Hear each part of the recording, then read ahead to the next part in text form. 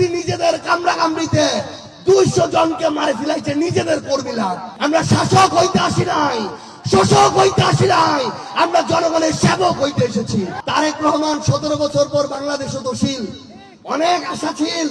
ও সে কহিল I have a plan, আমার একটা পরিকল্পনা আছে, খুব খুশি হলো।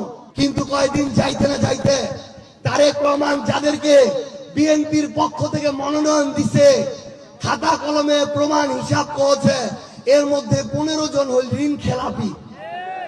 ঋণ খেলাপি মানে কি? ব্যাংক থেকে লোন দিছে, লোন লেহেনের টাকা মারে দিছে আর জীবনও দেয়নি। ওই 15 জন ব্যাংক থেকে যে টাকা মারে দিছে, কার টাকা? জনগণের টাকা। কার টাকা?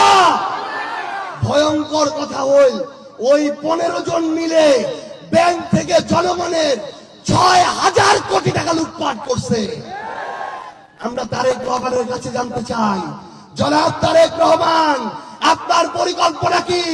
যারা এখনো এমপি হয় নাই, ক্ষমতায় যায় নাই, তারা যদি ক্ষমতায় যাওয়ার আগে 6000 কোটি টাকা লুটপাট করে, তাদেরকে দিয়ে নির্বাচনের পরে আপনি কত হাজার কোটি টাকা লুটপাট করাতে চান? এই উত্তর আমাদেরকে দেয়া লাগবে। তারেক রহমান, আপনার কাছে আমরা জানতে চাই, নির্বাচনের আগে পরে আপনি আপনার ওই সন্ত্রাসী কর্মীদেরকে দিয়ে আর কয়টা খুন করার প্ল্যান করে রেখেছেন? আমরা স্পষ্ট করে একটা কথা বলি, এই বিগত 1.5 বছরে তোমরা তোমার কামড়াকামড়িতে, বিএনপি নিজেদের কামড়াকামড়িতে 200 জনকে মারে ফেলাইছে নিজেদের কর্মীরা। তারেক রহমান, আপনি আপনাদের ওই নিজেদের কর্মীদের অন্তর্ক্রন্দল থামান, নিজেদের কর্মীদেরকে মারাটা থামান। বাংলাদেশের সকল মানুষকে নিজেদের কর্মী মনে করে এই খুনাখুনি যেটা চালু করেছেন, সেটা আপনার বন্ধ করতে হবে।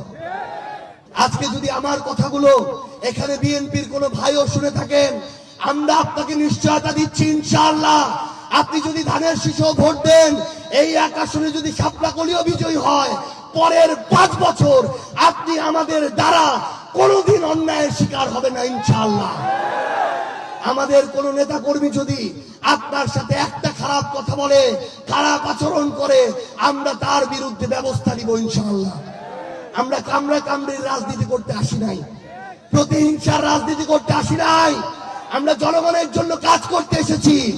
আমরা মনে করি এই পদগুলো নেতাগিরি করার জায়গা না, এই পদগুলো মহান সৃষ্টিকর্তার পক্ষ থেকে একটা আমানত। আমরা এই আমানত রক্ষা করতে এসেছি। আমরা শাসক হইতে আসি নাই, শোষক হইতে আসি নাই, আমরা জনগণের সেবক হইতে এসেছি। সংগ্রামী জনতা এবং উপস্থিতি, আমরা কথা দিচ্ছি, ইনশাআল্লাহ আমরা শুধু আপনাদেরকে কথা দিচ্ছি, আপনাদের এই সন্তানেরা, এই জুলাইয়ের যোদ্ধারা আপনাদের ওই ভোট, ওই আমানতের সাথে মৃত্যুর আগে পর্যন্ত খেয়ানত করবে না, ইনশাআল্লাহ। আমরা আমাদের জীবনের শেষ রক্তবিন্দু দিয়ে আমাদের সহযোদ্ধা, আমাদের শহীদদের সামনে রেখে, আমাদের শহীদ শরীফ ওসমান হাদি ভাইদের সামনে রেখে, আমরা আমাদের ওই আদর্শকে সামনে রেখে মানুষের জন্য, ইনসাফ প্রতিষ্ঠার জন্য, এই পঞ্চগড়ের জন্য জান দিয়ে কাজ করি।